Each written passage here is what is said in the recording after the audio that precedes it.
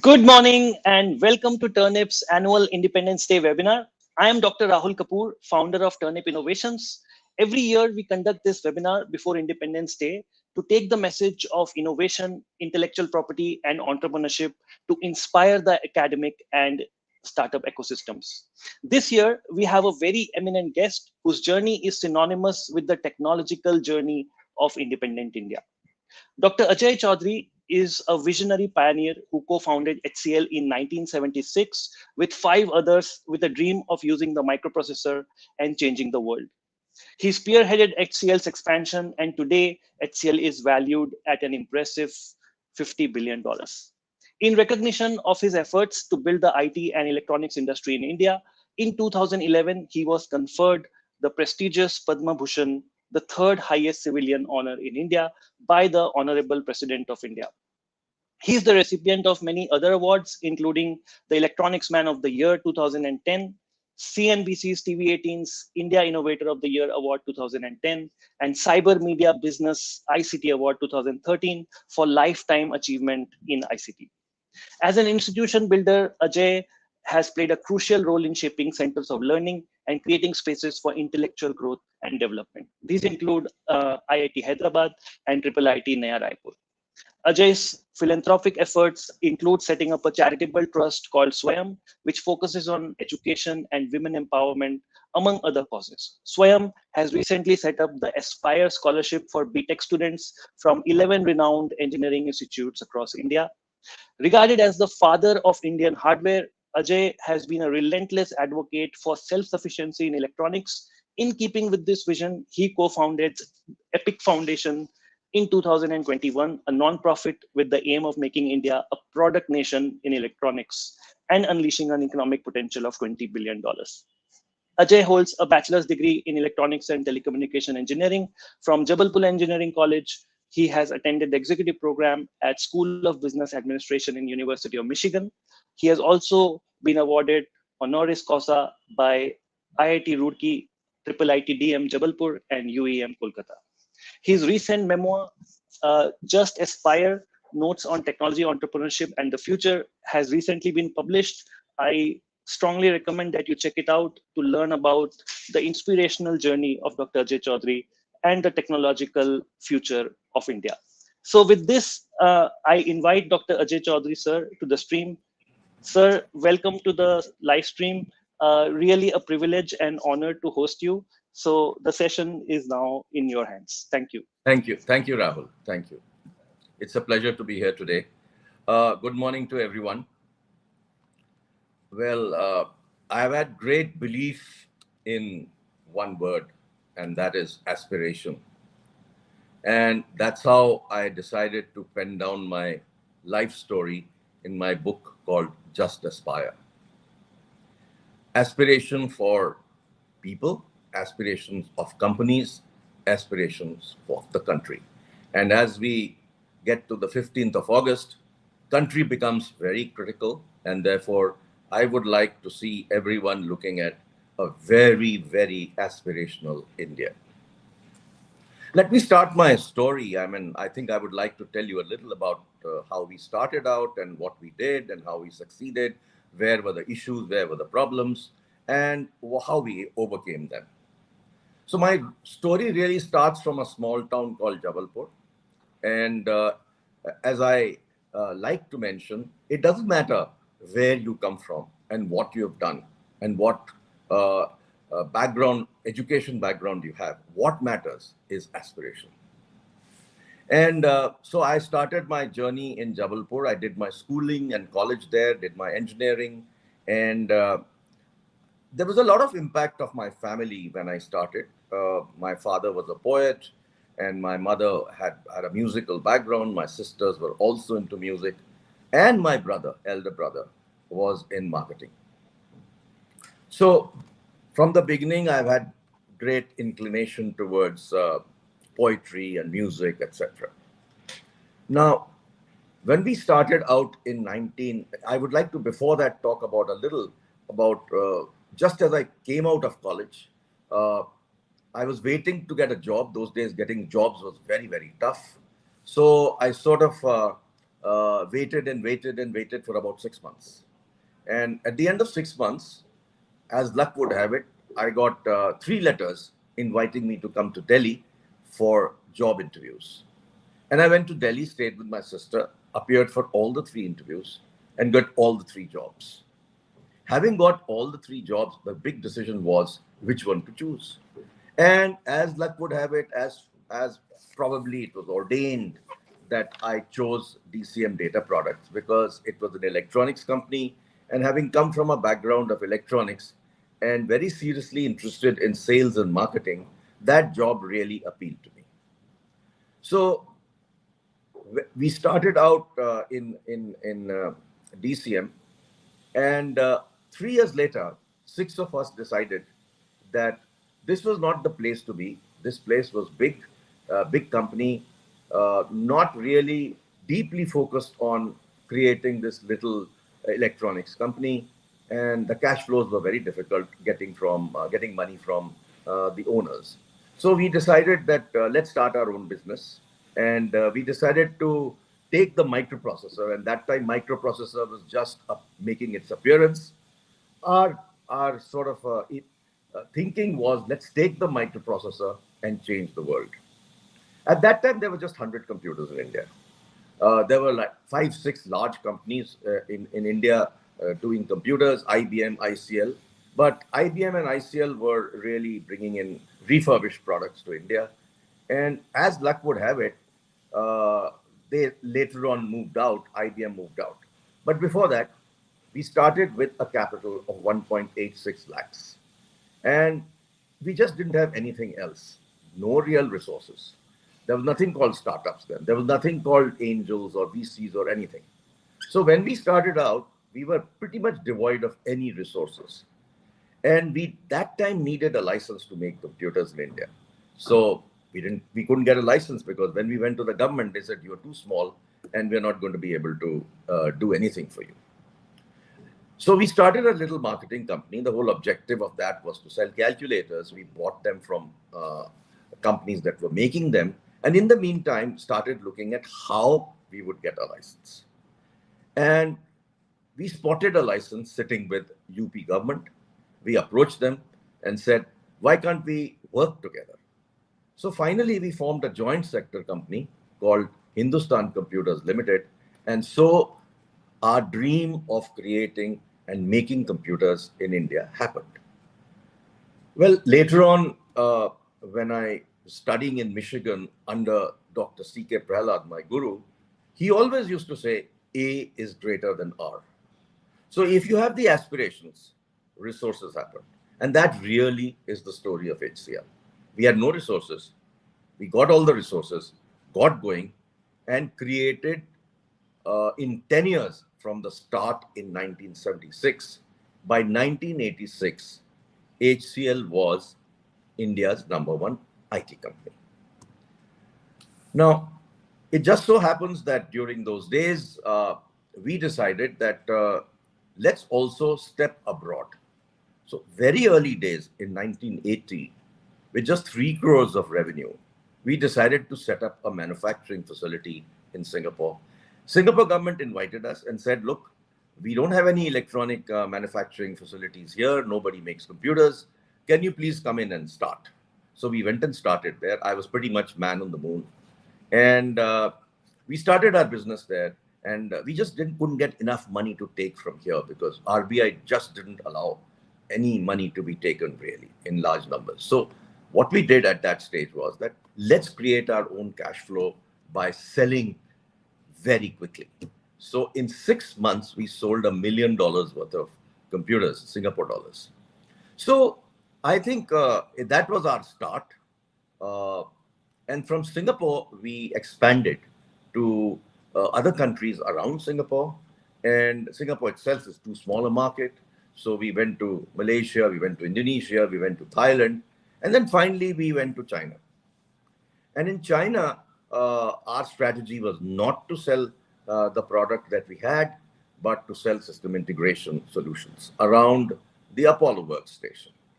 So we started working with various scientific and research institutions, universities, and pretty much within the 1 year, we got our first deal, which was a United Nations deal. And that sort of got us going in China. And as we went along, we grew quite a lot in China. We got a lot of business, but it was all about salesmanship. And that's what I always have said to everyone, all entrepreneurs out there, that first thing you should do when you start a company, and if you're the CEO or founder of a company, you should be a very, very good salesperson. And if you're not, learn how to sell. Salespeople are not just born, they can be created. And in my book, I have a specific chapter on salesmanship, and I would really like all of you to read that and see how you can be successful as you start your own business, or you start to grow and scale your business from where you are today. But before that, I would like to just give you some interesting examples of China and my experience in China. So one day we were negotiating a deal, and four of the customers, four people from the customer said, we would like to come to your room and discuss this. Now, those days, rooms were in China, you had a Russian type friendship hotel and very bare necessities in the room. But in any case, they came in, they sat with me, and we started discussing. And suddenly, one guy got up and went away. He came back. Then the second person got up and went away, came back. The third person got up and came back. And the fourth person did the same. So after the meeting was over, after about an hour and a half, they left. And I asked my colleague who was from Singapore and who knew Mandarin, I asked him, what happened? Why were they getting up and going away? So he said, look, they were going to have a shower in your bathroom. I was totally shocked because why would they want to have a shower in my bathroom? And he said, look, they just don't have bathrooms in their homes. They go to a communal bath. And those are the early days of China. So it was a very interesting experience to see people doing that. And of course, I immediately changed my room, and I didn't want to be in that room after somebody else had used my towel and soap, etc., etc. So anyway, coming to going beyond that, as we started to grow HCL, and I came back to India at that particular time, and we were pretty much the leaders in computing at that particular stage. We had the largest business around our PC, which was called the Busy Bee, and later on we created another product called Infinity. So around this, we created the whole PC business, and PC revolution really took off in a very big days, those days. And following that, we started to work on higher end computers as well. Initially, everything was designed by us, ground up. We actually sold products even which we actually had not even designed, even before they got designed. So it takes a lot of gumption to do things like that. When we started out, we had actually a product in the labs. We went to engineering institutes and research institutes and said, we are a bunch of young engineers, please support us. And without even a product, we got our first deal. So that's how we really created our initial business. So starting from creating the complete computing business, we then started to think about telecom, because telecom was starting to come around at that time. I'm talking about the early 90s, when people were applying for licenses to start a telecom services business, like what Airtel, etc. did. And we applied for a license in Chennai. We got a license in collaboration with Singapore Telecom. Unfortunately, Singapore Telecom turned around at that time and said, sorry, we can't go ahead with with this particular deal because we've got too much business in China. So here we were, we had a license, we could do nothing about it. So what do you do when something that you've planned does not happen? So we, at that time, pivot. Think about adjacency. So what was the adjacency to a service business? It was the device business. So we decided, let's go after devices. We were very familiar with hardware. So we started to talk to Motorola and we talked to Nokia, and then Motorola agreed to work with us initially. It was not a good experience. And then we brought Nokia to India. It took us 6, 7 years to get Nokia going. But at the end of 6, 7 years, we were able to create a huge business with devices. So we literally created the mobile telephone business because we actually created an association that would actually go to the government and get the rules changed. So we got a lot of rules changed in the government, and it made the whole ecosystem better for the phone business. And the big change we brought into India while selling phones was not to sell it with a operator, but to sell it independently through distribution. And it created from there a 8,000 crore business. And we took Nokia from 0 to 80% market share. And that was the highest market share Nokia ever had anywhere else in the world. So that's how we started the PC revolution. We started the mobile revolution. And this whole concept of creating new businesses, creating an area always gives you leadership. So if you start something, you always get the benefit of the highest market share and leadership. And I think that's really what all of you should think about, that when you want to start something and it's brand new and you see a market, you grab it. And one of the things that I always tell all entrepreneurs is that you should spot opportunities when it's a noise. And what do I mean by that? In electrical engineering, there is a concept which is called noise to signal. And noise is when it's very, very early days. So you should be able to smell a business at the noise level. And if you actually start creating a business from the noise level upwards, you will find that you will create a much, much bigger business. So we created 2, 3 businesses like that. The security business, when terrorism was appearing in India. And then we went on to create the system integration business. And how did we do that? We had no capability at that scale, at that stage. We had no skills. We just had hardware skills and service skills. So we took the risk of starting to look at the system integration business, which looked at hardware, networking, software, implementation, and services. And we looked at it at a very early stage, as I said, at the noise level. And what did we think about it at that time? We said, let's follow the money. So wherever money was going, we said that those are the areas where we need to do system integration. So we started looking at where was the government investing money, and we discovered telecom was big, roads was big, airports was big, highways was big, etc., etc. So we started to look at all those areas, and as I said, we followed the money. And we started to get results in about a year and a half. It doesn't happen overnight. And we started with a small little deal, and then we started to get bigger and bigger and bigger deals. Starting with a 60 crore deal, we went on to get a 500 crore deal.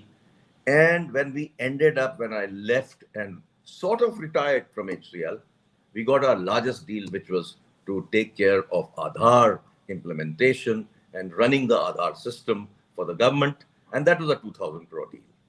So I've been deeply involved in creating the PC revolution, the mobile telephony revolution, and the system integration revolution. Now, what did I learn from these kind of things? One of the things that I always tell startups and entrepreneurs is that if you sit on the shoulders of tall men, you can see far. So I learned a lot from people like Bill Gates. I used to meet him very often. I even went to his home. And I also met this futurologist, Ray Kurzweil, on a boat trip to Bill Gates' home. Bill Gates' home is located on a lake, and we were going across the lake to Bill Gates' home. And on the way, I happened to meet Ray Kurzweil. And he is one of those futurologists who is really trying to predict where the world will go in terms of technology. And what did he tell me at that time? He said, look, I absolutely believe that singularity will happen by 1945. And I had read that book, by the way. So when I started chatting with him, I asked him many, many questions around that. And he continued to say that singularity will happen. And what is singularity? Singularity is when the computing will overtake the brain. Now, of course, Chat GPT has appeared. So I guess it might happen even before 1945. And the second thing that he started to talk to me about at that stage was, look, I've just done some work with an MD friend of mine, and we are working on a strategy on how to live forever. So he was writing a book, and he gave me a pre-released copy of the book, which was called How to Live Forever. And I so completely surprised with this thinking. So I asked him, how do you actually make that happen? He says, the body is a chemical factory. And he took out a little bag from his a pudiya, from his trouser. And he said, I eat 60 pills a day. And I make sure that my chemical balance is perfect. And every weekend, I change my blood. My God, that was just a amazing thinking that I was sort of faced with from a man like Ray Kurzweil. And later on, he came to India and he talked about the whole concept of singularity and how to live forever, etc., and predicted many, many things at an India Today conclave. And all my friends there who were sitting with me couldn't understand what he was saying. So I had to explain to them what he was talking about. And later on, I had the pleasure of actually interviewing him for India Today. So those are my stories of my work life. And 2012, I took a call that I've done enough for the company. We've created a great company. Time for me to move on and do my second innings. So when I started to look at second innings, I fortunate enough to be appointed chairman of IIT Hyderabad, which was just being started in 2011. And I had also had the good fortune of having a great director, UV Desai. And we said that, look, so many IITs are there in the country. Why can't we make this IIT completely different? So one of the things that we said, and this is something that I kept telling him, said, I do not want nerds to come out of this institution. I want well-rounded people to come out. And secondly, I was very clear that IITians should not just be job seekers. They should be job creators. So I started a minor in entrepreneurship for the first time in an IIT in this country. And I started teaching there for about 7 years. I taught introduction to entrepreneurship. And I got a lot of my friends who are actual practitioners to come and teach there. And parallelly, we created 34 little subjects. And these were called fractals. And UV Desai brought in a lot of these people to come and talk and give credits for each of these courses. So people could select astronomy, people could select music, people could select literature, any of these subjects. And the whole idea was that students must know much more than just engineering. And that has been my principle from a long, long time. I always say that you need to be a rangist. You need to know more things than the single subject you know really, really well. So I taught myself many things. From the beginning of my college career, I was very fond of space travel. I used to write to NASA and I would get all kinds of pictures and posters, and my whole room was full of posters of NASA. And then I had great interest, as I said, in music. And when I retired, or sort of retired, as my wife says, actually, I'm not retired. So I started to learn music and I started to learn singing. And I practice that every week, and I sing regularly. Now, similar other areas that I developed in myself, and therefore I have a range of areas that I'm interested in. And that is what I would suggest that all young people of this country should think in terms of being ranges rather than being bound by a single subject. Now, as I started out IIT Hyderabad, I had an opportunity to even start Triple IT Naya Raipur. We created it from scratch. And parallel to that, I started investing in startups. And till now, I must have invested in about 70 odd startups.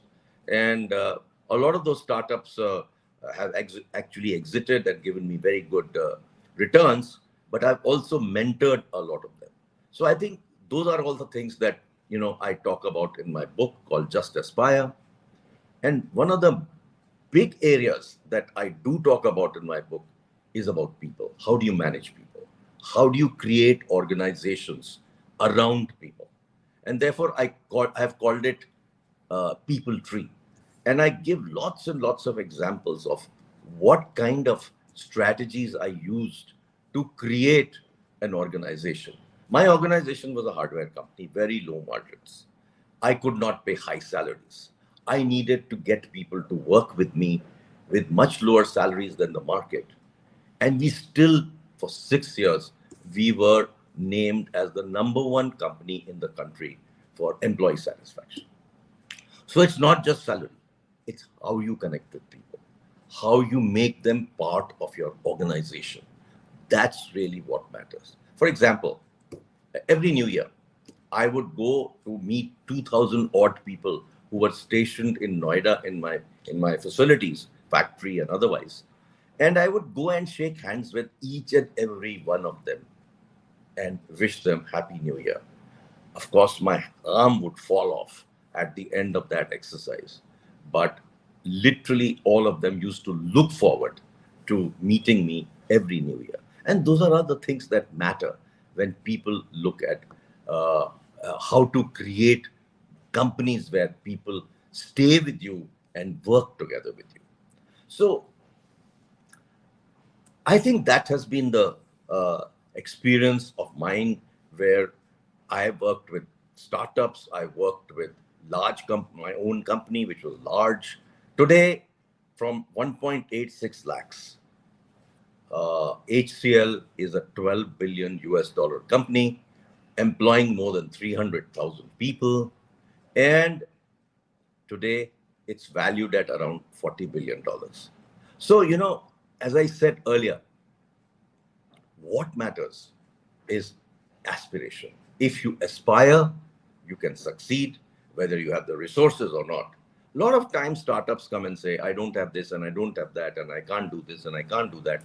I always tell them that, look, guys, if you have a great plan, if you have a very good founding team which is working together and is having skill sets which are complementary to each other.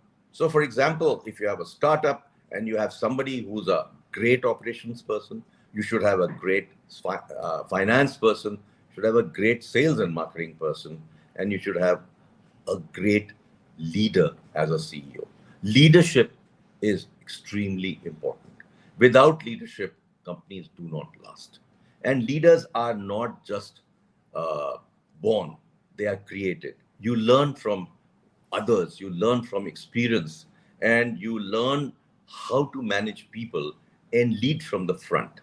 You cannot just be sitting back when there is a problem. You need to pick up the problem, solve it, and tell people this is how it's done. So that's really what it's all about: leadership and creating people and making sure that your organization has all the capabilities. Lastly, I just want to repeat, please, if you are a CEO or a founder of a startup, get to become a very, very good salesperson. And do read about it in my book. I've written a lot about salesmanship and my experiences and what I did to become successful. Initially, a lot of people say that salesmen are born. A lot of people say you have to be outgoing to be a salesman. I wasn't. I just learned salesmanship. I was taught by great people within my organization, and I had very, very good mentors who taught me how to be a good salesperson. So I think those are the kind of things that are essential to make startups successful. And now what I'm doing is that I've set up a foundation called EPIC, and my objective is to make India a hardware product nation. Interestingly, in software services, some software services, it's all moved to software products. Software services margins keep going down. Software products, the margins are higher. Today, we even have $1 billion software product company called Zoho. So what used to happen earlier is no longer true. You can now become a global company with products. So my dream is that I want to make India a hardware product nation. I want to go from manufacturing to design to product capabilities and do global design and global products. And very soon, India could make this happen. Thank you. Thank you very much, sir. Really appreciate, sir. Thank you for the gift of your time and in sharing this personal journey. And in the book, I know that you even shared many personal things, and I think it gives more human touch. And I think that's how we connect a bit more. So I would like to ask the audience to, fill the chat with your questions. I can break the ice. I can maybe ask the first questions. There's a lag between when I say and when the stream hits the audience. So yeah, so you were saying already about Epic Foundation. What I have seen also being in education, I'm also teaching entrepreneurship to MBA students. So MBA and even engineering, they are very placement driven, and there are instances where students are opting for computer science jobs, even if they are electronic students. This is a macro level problem. How we should address it, how we can improve maybe salaries of other fields so that they are at par with, say, computer science. So you see, there has been this draw by software companies, software services companies, to draw people from all kinds of engineering into software. Now, let's look at where all this will go. The margins in software services business are going down. Mm-hmm. Chat GPT has made its appearance. So, for example, all those coders who used to be there, who would go out from mechanical engineering, electrical engineering to become coders in software, may not be needed tomorrow. So I think all people around us who've been so attracted by software should now start to look at how do I create products, and therefore this great movement towards higher margin, higher value added is where things will happen. So business will move from services to products, and that same thing is going to happen in electronics. So I would urge engineers who are doing electronics to stay in electronics and work on looking at how they can design and create a completely new India. Today, China is the world's leader in product design and product manufacturing. It is a huge market. It's the world's largest business, electronics and semiconductors. Now, China has taken a phenomenal lead. We can't be such a large country, have Galwan happen to us. And to me, Galwan is nothing different than a Sputnik movement for the US. And I think we better wake up and we better start working on where we should go tomorrow. And the direction for tomorrow for the country has to be around products and design. Therefore, I would urge all those electronics engineers, stop thinking software. Think in terms of working on VLSI design, semiconductor manufacturing, semiconductor design, product design. And incidentally, Epic worked with some of the education institutions and also worked with AICT to start working on a BTech for VLSI design. And this year, a lot of institutions have come up with BTech for VLSI design. And I can tell you there's a shortage globally of more than 30,000 people in semiconductor design and manufacturing alone. So it's a new market. You should start to look ahead, not look backwards. All right, sir. Great. Thank you so much. I'll bring up the questions maybe from the chat, and you may answer them according to how you feel. There's one question by Dr. C. Priya. Maybe at certain levels, maybe this is an issue. It says, I'm from teaching background and I face backbiters who always criticize for my initiatives. How to cope up with such challenges? Well, actually, there will always be naysayers in whatever you do. And just stick to your conviction. And if you have that conviction, I can tell you, you will be successful. Do not waver from what you want to do. You should continue to do what is right for you and the country. Next question is by, I think, my ID. It says, how to get people with specific skill set for your startup when you don't have a network? Well, actually, that's not very difficult these days. I think there are serious amount of work that happens through just LinkedIn. And LinkedIn is such a good tool for you to be able to spot people who could have the right skill set for you. And similarly, you need to do some networking in your region and your city to be able to spot such people also. So if you actually send out messages that you are looking for this kind of skill set, it happens. Today, I know about a particular WhatsApp group that I am part of. It has 2,000 members, sorry, 1,000 members.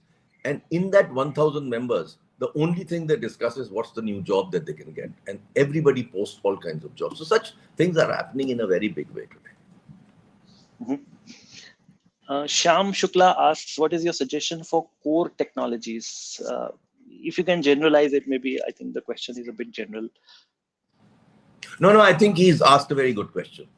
And I have a very deep feeling that India, if we want to really be a leader in the world, we need to look at science and technology to bail us out in the next 20 years. And we need to decide the 8 or 10 big bets we need to take as a country. And we can't just be thinking that this is what we have done till now, that's what we will do in the future. We need to totally change the way we think. We need to think of the big bets. For example, Reliance is taking this huge big bet on hydrogen. We need to take 8, 12 bets like this.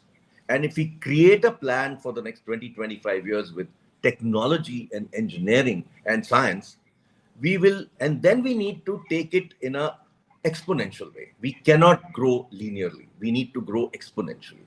This is how America created its capabilities and skill sets using what was created by Vannevar Bush in 1945. He wrote a manifesto around science and technology, which took 15 years, 10 to 15 years for the president to really get going. But they created NASA out of it. They created DARPA out of this. They created a fantastic foundation of science and technology. We need to do the same. Dr. Nageshwari, she says, do you engage in R&D works for biological science? Not really. This is not my area of expertise, but definitely in the plan that few of us are sitting and creating for the next 20 years, there is a very senior person from the biological sciences and one of the leaders in the country. And she is helping us to create this plan for tomorrow. And biology is going to play a huge role. Look what we did with vaccines. We became the world's largest manufacturer of vaccines. Bharat Biotech has been created around vaccines and biology. I think there's a huge future for all of this. Devesh Kumar Dev has a sales question. What is a salesperson practically? Is the person who just only knows how to sell any product which has been manufactured, or what? Like, what are probably the characteristics of a salesperson? Well, salesperson is somebody who understands his product thoroughly and is able to discuss with the customer, not just bits and bytes, not just technically. What will be the benefit if some customer uses his product or her product, and how they can derive value from using that product. If the salesman can communicate this nicely and clearly, he or she will be successful. It's not about trying to say, I've got this screen and I've got this RAM and I've got this thing. You see all these ads for phones today. That's not what it's all about. It's all about selling value. It's all about selling what that product will deliver. Next question by Harshad Sonar. What is the impact of Industry 4.0 on entrepreneurship having less finance? Well, actually, it's a mixed question, but let me tell you what I have been my experience on Industry 4.0. I inherited an institute called NIFT in Ranchi, and I was made a chairman by the government for about a year and a half. And they said, we are looking for a new chairman. In the meantime, can you please help because you've got experience in running IIT Patna. So here I was, I went to NIFT, and which is fundamentally a very old institution, 40 years old. They're basically into foundry and forging. And I found that the organization had the capability, but they were really, really far behind. So we sat together, we created a plan for Industry 4.0, and we converted that institute from being a forge and foundry institute to Industry 4.0 institute. And we renamed the institute and calling it at National Institute of Advanced Manufacturing. And inside that institution, there is a lot of entrepreneurship happening. They have many startups who are working there. As a matter of fact, I've been mentoring one of the startups that created a fantastic kitchen product. They've really created a modern kitchen, and it can be put together like a Lego. So those kind of innovations I've seen with people there. See, finance is not an issue anymore. There's lots and lots of people out there giving money. If you have a good team, good founding team, you have a very good idea, money is not the issue. There are angels out there who are willing to put money. There are VCs out there who are willing to put money. But you need to prove to them that you have a great team and a great idea, and you have a differentiator. You can't be another me too. Rahul says, what is the future of AI according to you? Well, that's a very difficult question because AI will keep evolving. Look, it started with, AI is not new. It's been around for 40 odd years. But it started to become centerpiece in the last 2 years. And the reason why it's happening is that lots and lots of consumer products started using AI. So Siri is one of the examples. So what's happening now with the announcement of Chat GPT last year is Chat 4 has also appeared. Now 5, 6, 7, 8, all these things will happen. What it's going to do is that it'll definitely replace some jobs, but it will also create completely new jobs. So when I started out HCL, there were just 100 computers in India. And when I used to meet people in the government, LIC, for example, when we went to them and they said, oh, we're going to lose all our jobs. We don't want to get computers.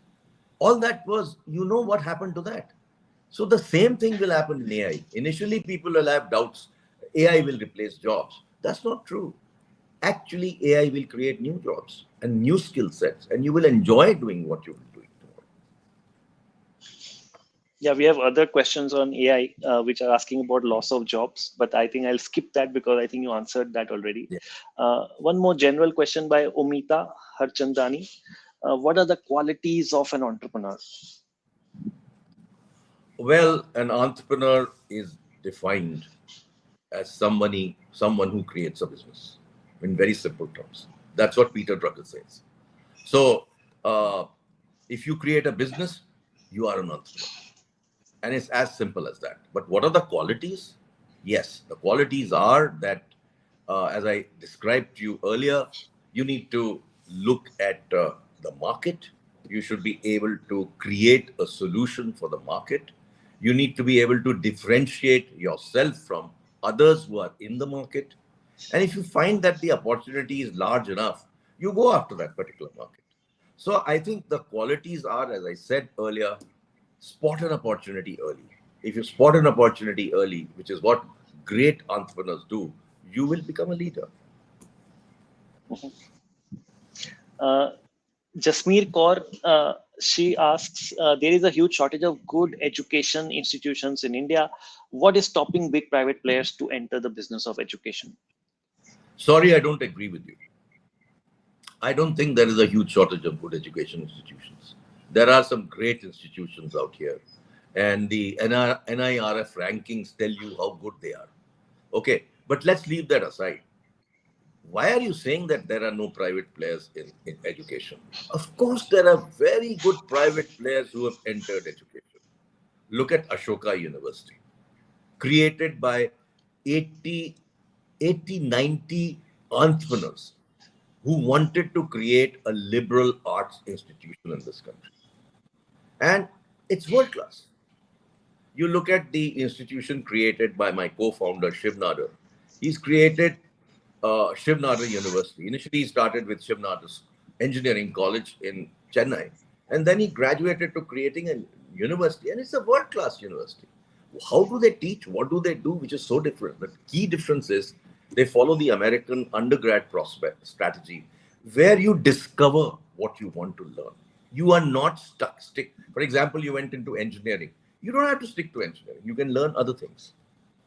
And that's what makes these new undergrad institutions that have come up very, very interesting and very, very good.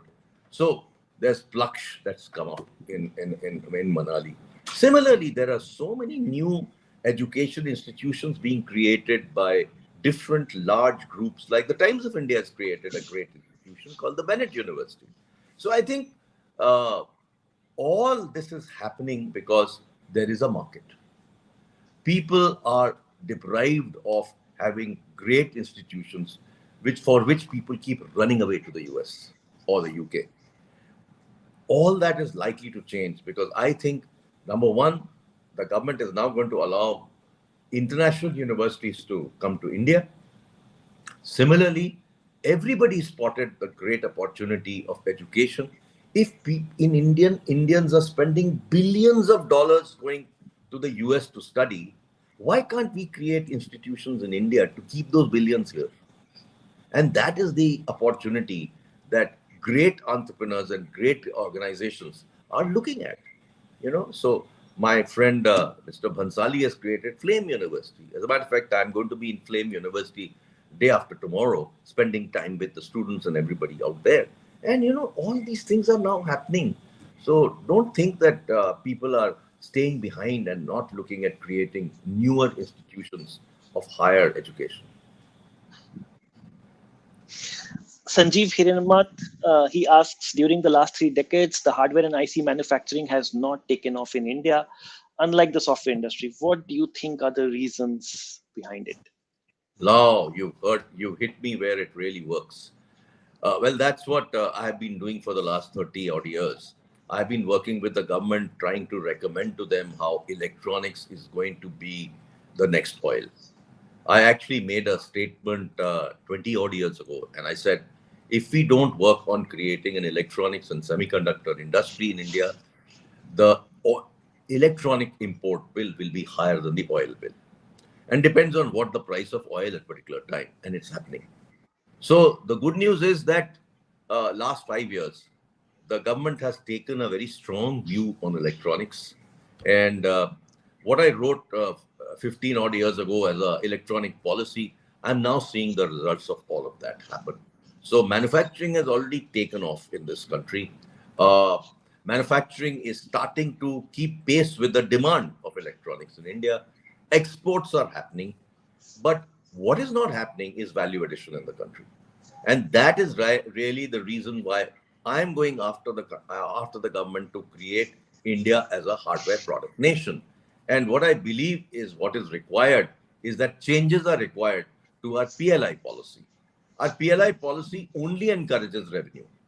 So good news is that the two last PLIs that have come out, one for telecom equipment and one for IT hardware, encourage you to design, encourages you to buy components locally.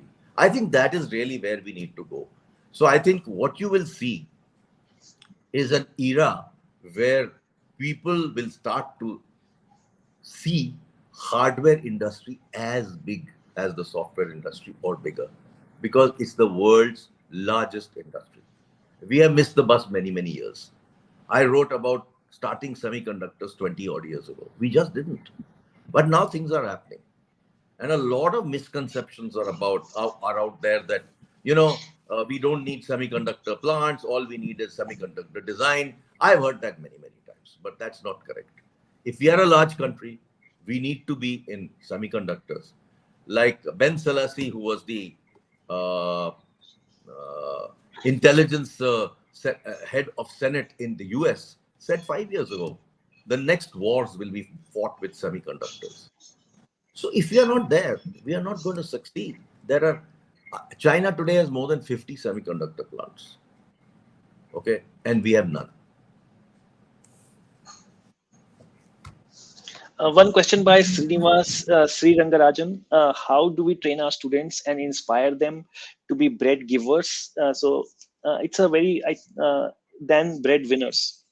Any specific tips? Basically, how we can train students. Teach them entrepreneurship. Very simple. Each and every institution should work on creating entrepreneurs. Entrepreneurs are not born, they are created. So if you teach them, you can make them happen. Like what I did at IIT Hyderabad. And I met some of those entrepreneurs 5, 6 months ago when IIT Hyderabad brought in people who've actually gone out and created businesses or created are very successful people. And we selected 10 of the most successful IIT Hyderabad people and give them awards for what they had achieved. So it's all about teaching entrepreneurship. And you know, even in schools, entrepreneurship can be taught very early days. And interestingly, Delhi government is doing an experiment on that in the last couple of years. And I do believe that there are some very interesting outcomes. Yeah. Sai Ganesh, technology entrepreneurship or internet entrepreneurship has risks like cybersecurity and phishing. How can these challenges be tackled? This is a very simple solution. There are enough tools available today to be able to secure your organization from cybersecurity issues. And I think it's a question of early realization there is something called phishing. If you realize what is phishing, you will not stupidly respond to all kinds of messages that might be coming to you. It's all about education as far as phishing is concerned. And tomorrow's challenges in cybersecurity going to be much, much bigger because China today has quantum computers, and quantum computers can crack any tool that our financial systems, etc., are using. So interestingly, there is a very, very good startup in India who has come up with quantum cybersecurity product, and they came to get funded. And I found that when I talked to other VCs along with us, they were not willing to fund them, strangely. And I think that is very bad because we better start to look at our own organizations who are terrific and we should encourage them to get funding and be successful. So government has given them some business, but I think we need to do more around that.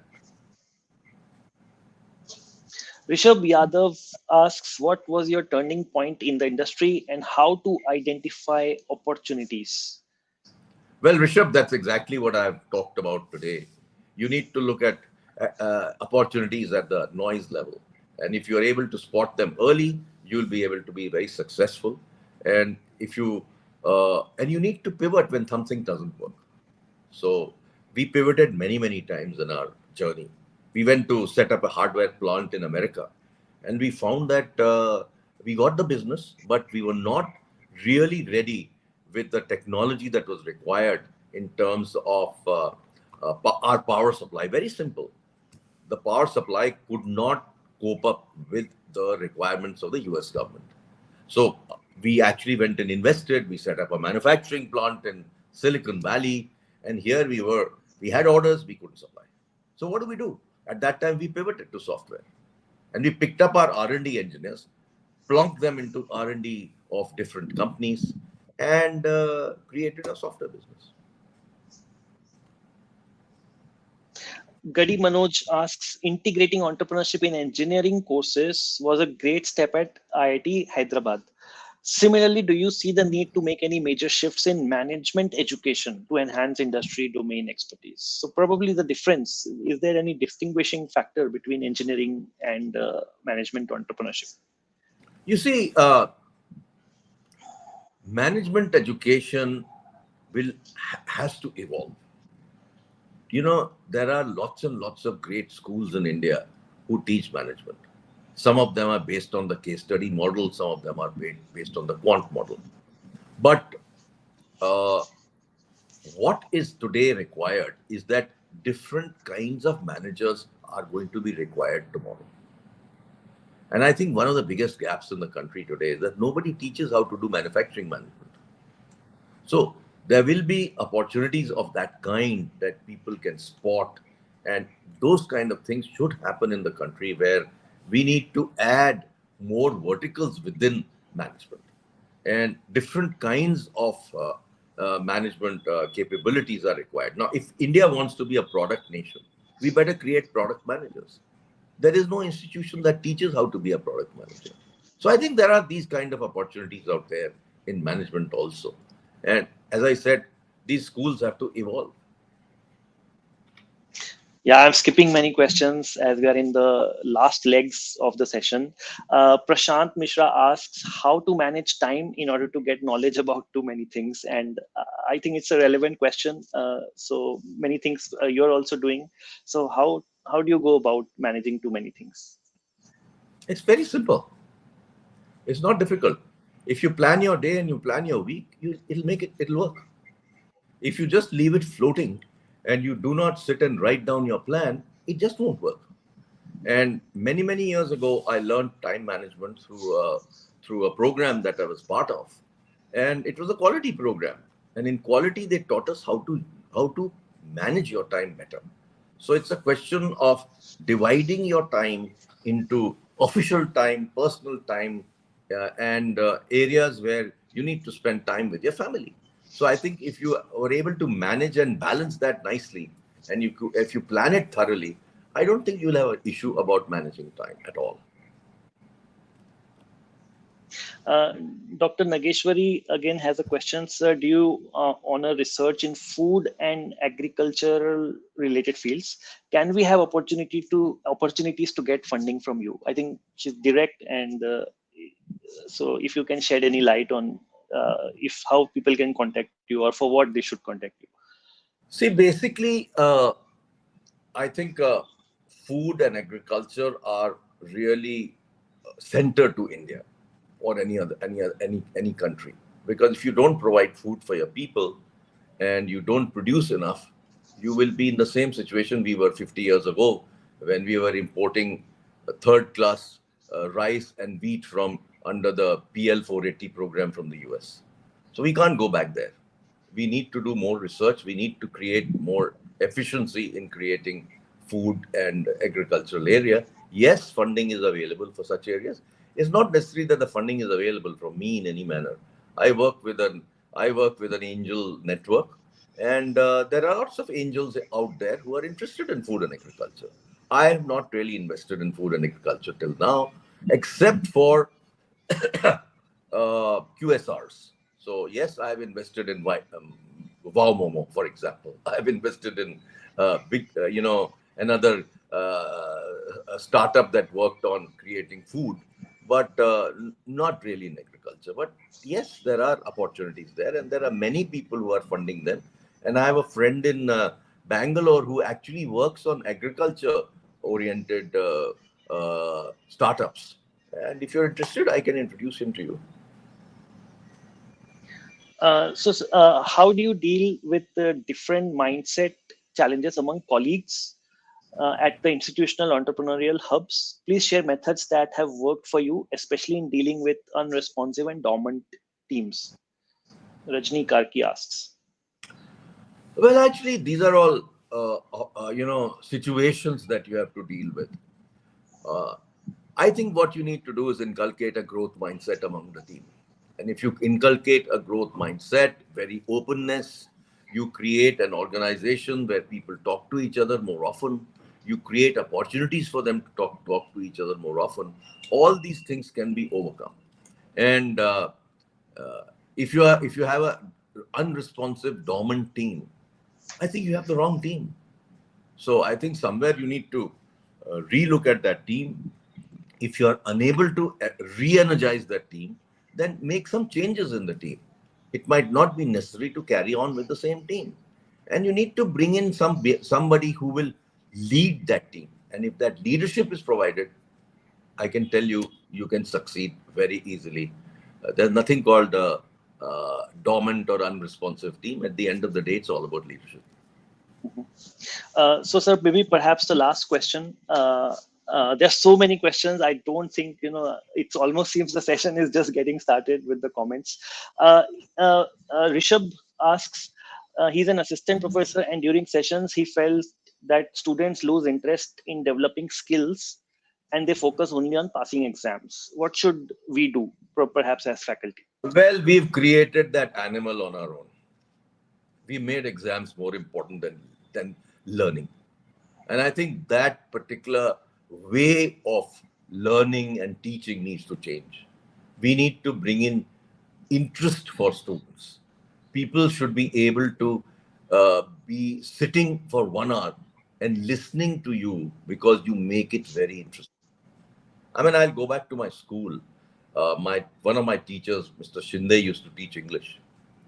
And he said, I'm not going to teach you the normal way. He would ask us to close all the windows and the doors of the room, of the classroom. And he would start telling us a story of Dracula. He said, I've just seen the movie called Dracula. And he will sit and describe brilliantly in that 1 hour what that movie was all about, using the right expressions and English words, which really made us so interested in learning from him. So it's all about creating that learning environment. Great, sir. Thank you so much. Respecting the time that we've had, I think we will skip all the questions. I want to thank the audience for the exceptional response that they've given and exceptional questions. We've got more than 3,000 registrations. So hopefully we'll be able to get sir in the future and be able to answer the questions that we couldn't answer today. Sir, thank you very much. Really a privilege and honor to host you. We also wish you the best in your journey towards creating impact in education and entrepreneurship. So, sir, if you have any last words, you can take the stage maybe for the last time. Read my book called Just Aspire and get into being aspired to do things for yourself, for your company, and for the country. I think that's very important. It's aspiration that will make all of us successful. Great, sir. Thank you so much. Thank you very much. With this, I'll end the stream. And one last time, thank you, sir. And check out the links in the description. There's more information, and there's also the link to the book.